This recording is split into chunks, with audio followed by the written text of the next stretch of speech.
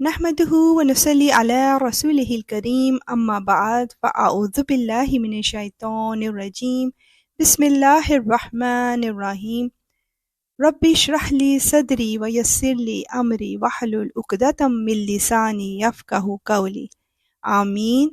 السلام علیکم everyone۔ تو جی آج کا کویسچن ہے، کیا فرشتے بھی جنگ کرتے ہیں؟ اس کا آنسر ہمیں ملتا ہے سورہ عمران کی آیت 125 میں۔ بسم اللہ کرتے ہیں اس کی ٹرانسلیشن کے ساتھ۔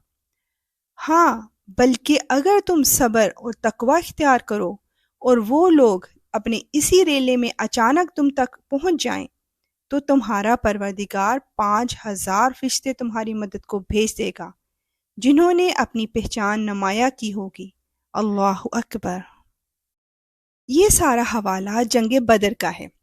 اس جنگ میں شروع میں تو 3000 فرشتوں کی بشارت دی گئی تھی، لیکن بعد میں صحابہ کرام کو یہ اطلاع ملی کہ قرظ بن جابر اپنا لشکر لے کر کفار مکہ کے ساتھ شامل ہونے کے لیے آ رہا ہے۔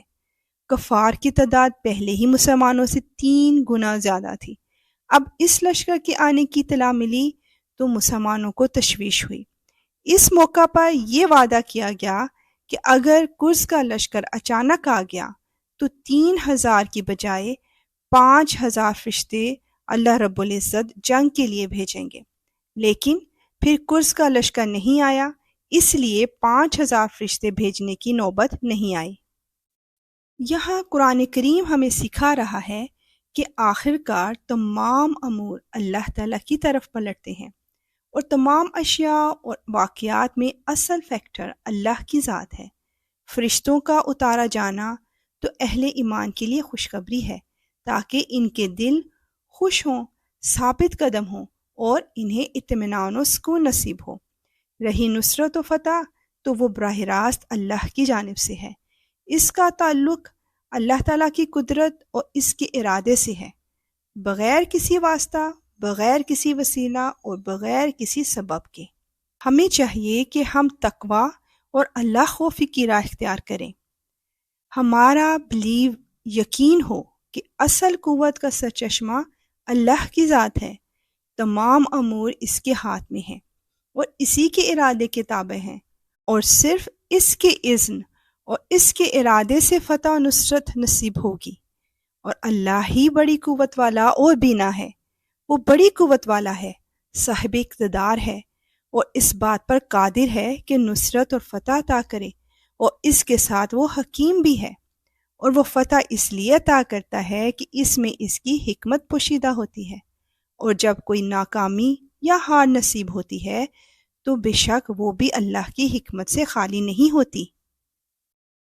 آئیے اب مل کر اپنے رب العزت سے عقیدہ تقدیر پر مضبوطی کی دعا کرتے ہیں۔ اے اللہ، جو آپ پھیلا دیں اسے کوئی سمیٹنے والا نہیں، جو آپ سمیٹ لیں اسے کوئی پھیلانے والا نہیں، جس سے آپ روکیں اسے کوئی دینے والا نہیں، اور جسے آپ دیں اس کو کوئی روکنے والا نہیں، جسے آپ دور کر دیں اسے کوئی قریب کرنے والا نہیں، اور جسے آپ قریب کر دیں اسے کوئی دور کرنے والا نہیں۔ اے رب، ہم تیری پناہ میں آتے ہیں اس چیز کے شر سے جو آپ نے ہمیں دی، اور اس چیز کے شر سے جو آپ نے ہم سے روک لی۔ آمین، اللہم آمین۔ سنتے جائیے اور آگے سینڈ کرتے جائیے۔ اللہ تعالیٰ ہم سب کی اس چھوٹی سی کوشش کو قبول و مقبول فرمائے، آمین۔